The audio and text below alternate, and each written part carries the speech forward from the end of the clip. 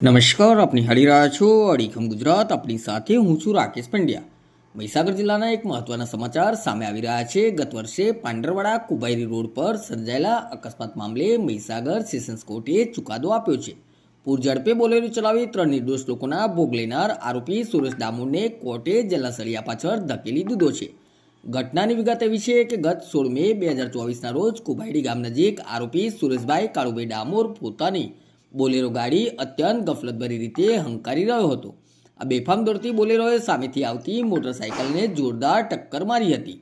અકસ્માત એટલો ભયાનક હતો કે બાઇક સવાર રમણભાઈ નાયક અને રમીલાબેનનું ઘટના સ્થળે જ કરુણ મોત નીપજ્યું હતું.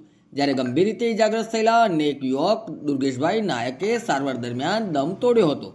મહીસાગર સેશન્સ કોર્ટે બંને પક્ષોની દલીલો સાંભળ્યા બાદ આઈપીસી કલમ 304(2) સદોષ મનુષ્યવધ 3 વર્ષની સખત કેદ, આઈપીસી કલમ 279 6 માસની સાદી કેદ, એમવી એક્ટ 184 6 માસની સાદી કેદ, એમવી એક્ટ 196 વીમો ન હોવો 3 માસની સાદી કેદની સજા ફટકારી છે. આરોપીના વકીલે તે શ્રમિક હોવાની અને પરિવારની જવાબદારી હોવાની દલીલ કરી ઓછામાં ઓછી સજાની માંગ કરી હતી. જોકે કોર્ટમાં સરકારી વકીલ એસઆર ડામોરે રજૂઆત કરી હતી કે દિન પ્રતિદિન વધતા જતા અકસ્માતો અટકાવવા માટે આરોપીને મહત્તમ સજા થવી જોઈએ. જે દલીલોને ગ્રાહ્ય રાખી માનનીય કોર્ટે નોંધ્યું કે આરોપીએ 3 લોકોના જીવ લીધા છે અને આવા કિસ્સામાં માત્ર દંડ કરીને છોડી શકાય નહીં. પરિણામે કોર્ટે આરોપીને પ્રોબેશનનો લાભ આપવાનો પણ ઇનકાર કરી દીધો હતો. નોંધનીય છે કે નશાના અને પ્રોહિબિશનના આરોપમાં કોર્ટે આરોપીને શંકાનો લાભ આપી નિર્દોષ જાહેર કર્યો છે, પરંતુ જીવલેણ અકસ્માત બદલ જેલની સજા ફટકારી છે.